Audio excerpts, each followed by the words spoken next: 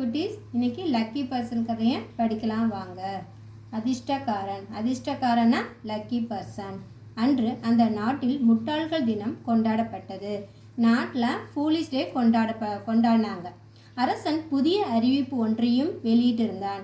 ராஜா ஒரு புதிய அறிவிப்பு தகவலை சொல்லியிருந்தார். அரண்மனையில் விழா நடத்தப்படும்.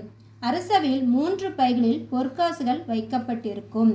எல்லோரும் நம்பும்படி கற்பனை கதையினை சொல்பவருக்கு ஒரு பை வழங்கப்படும். என்ன சொல்கிறாங்க, அரண்மனையில் பேலஸில் ஒரு ஃபங்க்ஷன் நடத்துகிறோம். அங்கே அரசவையில் 3 பேக் இருக்கும். அந்த 3 பேக்லேயுமே கோல்டு காயின் இருக்கும். அதில் ஃபஸ்ட்டு எல்லோரும் நம்பும்படி கற்பனை கதையினை சொல்பவருக்கு ஒரு பை வழங்கப்படும். ஒரு கற்பனை கதை, இமேஜினாக ஒரு கதை சொல்லணும். அதை எல்லாருமே நம்பிடணும். அப்படி அந்த மாதிரி ஒரு இமேஜினேஷன் கதை சொல்கிறவங்களுக்கு எல்லாரும் நம்பினாங்கன்னா அவங்களுக்கு ஒரு பேக் கொடுப்பாங்க ப்ரைஸா அப்படின்னு சொல்கிறாரு. அரண்மனை விருந்தில் சுவையான உணவுகள் பரிமாறப்பட்டிருக்கும். இதைவிட சுவையான உணவை ஒருவர் தான் உண்டதாக கற்பனைகளில் கூற வேண்டும். அதனை அனைவரும் நம்ப வேண்டும். அவருக்கு ஒரு பொற்காசு பை வழங்கப்படும். 3 பேக் சொன்னாங்க. மொதல் பேக் இமேஜினாக ஒரு கதை சொல்கிறவங்களுக்கு. 2வது பேக் என்ன சொல்கிறாங்க, அரண்மனை பேலஸில் ஒரு விருந்து வைக்கிறாங்க. அரண்மனையில் விருந்து எப்படி இருக்கும், சுவையாக, டேஸ்ட்டாக, ஹெல்த்தியாக, ரிச்சாக இருக்கும் இல்லையா?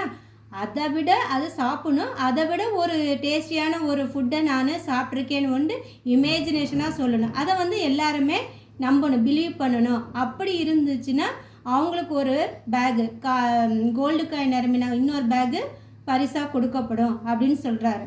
3வதாக எல்லோரையும் விட அதிர்ஷ்டசாலி என நிரூபிப்பவருக்கு ஒரு பொற்காசு பை வழங்கப்படும் என அறிவித்திருந்தார். 3வது பேக் இருக்கு இல்லையா, அது எதுக்கு அப்படின்னா யார் லக்கி பர்சன் அவங்க ப்ரூஃப் பண்ணும். நான் லக்கி பர்சன் அப்படின்னு சொல்லி ப்ரூஃப் பண்ணிட்டா அவங்களுக்கு 3வது பை கோல்டு பை கொடுக்கப்படும் அப்படின்னு சொல்கிறாங்க. 3 பை இருக்குது. மொதல் பை நல்லா இமேஜினேஷனாக சொல்லணும். அதை எல்லாருமே பிலீவ் பண்ணணும். 2 அரண்மனை விருந்தில் உணவு பரிமாறப்படும். அதை விட டேஸ்ட்டாக நான் சாப்பிட்ருக்கேன் அப்படின்னு சொல்லி இமேஜினாக சொல்லணும். அதுவும் எல்லாரும் பிலீவ் பண்ணணும். 3வது யார் நான் அதிர்ஷ்டசாலி லக்கி பர்சன் அப்படின்னு ப்ரூவ் பண்ணால் அவங்களுக்கு 3வது பை. இந்த மாதிரி 3 பேக் நிறைய கோல்டு காயின் இருக்குது. 3 ப்ரைஸுன்னு சொல்கிறாரு. பலரும் வந்தனர். ஏதேதோ முயற்சிகள் செய்து பார்த்தனர். அரசன் உடனடியாக இதனை நான் நம்பவில்லை என்பான். நிறைய பேர் வராங்க போட்டினோன்னே, நிறைய பேர் கலந்துக்கலாம். ஏன்னா கோல்டு காயின் பை நிறையா இருக்குது ப்ரைஸ்னோன்னே எல்லோரும் ட்ரை பண்ணுறாங்க. அவங்களால முடிஞ்சதை ட்ரை பண்ணுறாங்க. இருந்தாலும் அரசன் எது சொன்னாலுமே ராஜா என்ன சொல்லிடுறாரு, இதனை நம்பலை அப்படின்னு சொல்லிடுறாரு. அங்கிருந்த அமைச்சர் பெருமக்களும் நடுவர்களும் நாங்களும் நம்பவில்லை என்பார். அதனால் அவர்கள் ஏமாற்றத்துடன் செல்வர். ராஜா மட்டும் இல்லை, அங்கே இருக்க மினிஸ்டரும் ஜட்ஜஸ் இருப்பாங்க. போட்டின்னா ஜட்ஜ் இருப்பாங்களே, அவங்களும் என்ன சொல்கிறாங்க, நம்பலைன்னு சொன்னான்னா மக்களுக்கு எல்லாமே ஏமாற்றமாக இருக்குது. சார் என்ன சொன்னாலும் நம்ப முடியல, ப்ரைஸ் வாங்க முடியல அப்படின்னு ஏமாற்றமாக போயிடுறாங்க. இறுதியாக அரண்மனை விகடகவி வந்தான். அரசனை வணங்கினான். கடைசியாக அரண்மனையில் பேலஸில் உள்ள விகடகவி வராரு. அவர் ராஜாவை வணங்குறார். அரசே, எனக்கு ஒரு சந்தேகம் என்றான். அரசர் முறைத்தபடி சொல்லு என்றார். கடைசியாக என்ன சொல்ற, எனக்கு ஒரு டவுட்டு ராஜா அப்படின்னோன்னா ராஜா கோவம் வருது. இத்தனை பேர் இவ்வளோ நேரம் போட்டி நடந்து யாரும் எதுவும் செய்யலை, இவ்வளோ நேரம் ஆகி கடைசியில் ஒரு டவுட்டு அப்படின்னு சொல்கிறானே கோவமாக, சரி சொல்லு அப்படிங்கிறாரு. இந்த பைகள் ஒவ்வொன்றிலும் 100 பொற்காசுகள் உள்ளனவா என்று முதலில் எண்ணி காட்டுங்கள் என்றான். அவன் என்ன சொல்கிறான், ஒவ்வொரு பேக்லேயும் 100 கோல்டு காயின் இருக்கா, எனக்கு டவுட்டாக இருக்குது, எனக்கு கவுண்ட் பண்ணி காட்டுங்க அப்படின்னு சொல்கிறான். அரசர் கோபமானார். அரசருக்கு கோபம் வந்துச்சு. ராஜாவுக்கு வந்தது தாமதம், இதில் எங்கள் மீது சந்தேகம் வேறா என்று கேட்டார். வந்ததும் லேட்டு, அதுலேயும் எங்கள் மேலேயே டவுட்டா அப்படின்னு கேட்குறாரு.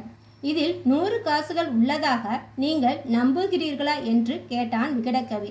அவன் என்ன கேட்குறான், இந்த பேக்கில் 100 கோல்டு காயின் இருக்கா, இதை நீங்கள் பிலீவ் பண்ணுறீங்களா அப்படின்னு ராஜாவை கேட்குறான்.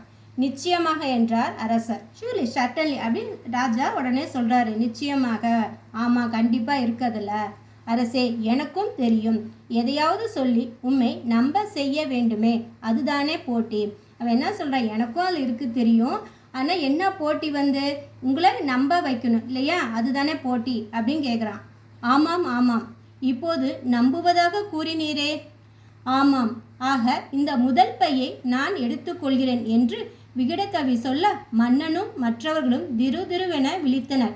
அப்போ என்ன சொல்ற, ராஜா ஆமாம்மா சொன்னோன்னா அப்போ நீங்கள் நம்பிட்டீங்க நான் சொன்னதை, அப்போ நான் ஜெயித்த மாதிரி தான். அதனால் ஃபஸ்ட்டு பேக்கில் உள்ள காயினை அந்த பேக்கை நான் எடுத்துக்கிறேன், நான் தான் வின் பண்ணேன் அப்படின்னு சொன்னோன்னே ராஜாவுக்கும் மற்றவங்களுக்கும் புரியல. என்ன வந்தான், டவுட் கேட்டான், வின் பண்ணுறேன்னு சொல்லிட்டு பை எடுத்துக்கிட்டான் அப்படின்னு சொல்லி அவங்களுக்கு ஒன்றும் புரியல. அதனால் முழிக்கிறாங்க. அடுத்து ஆரம்பித்தான் விகடகவி. அரண்மனை விருந்தை விட சுவையான விருந்தை யாரும் சாப்பிட்டு இருக்க முடியாது. ஆமாம் இல்லையா, அரண்மனையில் பேலஸில் விருந்துனா அது ரொம்ப ஹெல்த்தியாக ரிச்சாக இருக்கும். அதை விட டேஸ்ட்டாக நம்ம வேற எங்கேயும் நம்ம சாப்பிட்ருக்க முடியாது.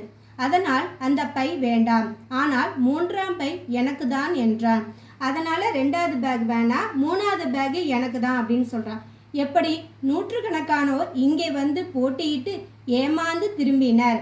நான் வெற்றி பெற்று 100 பொற்காசுகளையும் எடுத்துக்கொண்டேன்.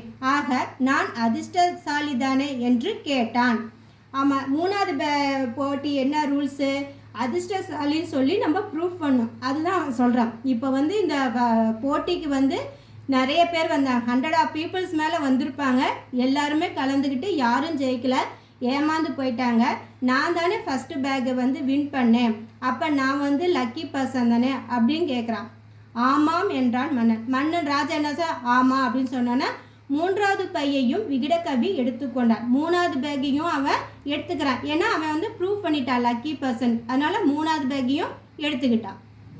நீதி, தைரியமும் சமயோஜித புத்தியும் இருந்தால் எதிலும் வெற்றி மேல் வெற்றிதான். தைரியம்னா போல்டுனஸ், கரேஜ், நமக்கு தைரியம். அதே மாதிரி சமயோஜித புத்தி அப்படின்னா ப்ரெசன்ஸ் ஆஃப் மைண்ட், அது இருந்துச்சுன்னா நம்மளுக்கு லைஃப்பில் வெற்றி தான் கிடைக்கும் அப்படின்னு சொல்கிறாங்க. மீனிங் படிக்கலாம் வாங்க. அதிர்ஷ்டக்காரன், அதிர்ஷ்டக்காரன் லக்கி பர்சன். அரசவை, கிங்ஸ் கவுன்சில் சேம்பர். உணவு பரிமாறுதல், சர்விங் ஃபுட். விகடகவி, தன்னுடைய செயல்கள் மூலம் சிரிப்பை அளிப்பவன். அவனுடைய செயல் பார்த்தவே மற்றவங்களுக்கு சிரிப்பு வரும், அதுதான் விகடகவி.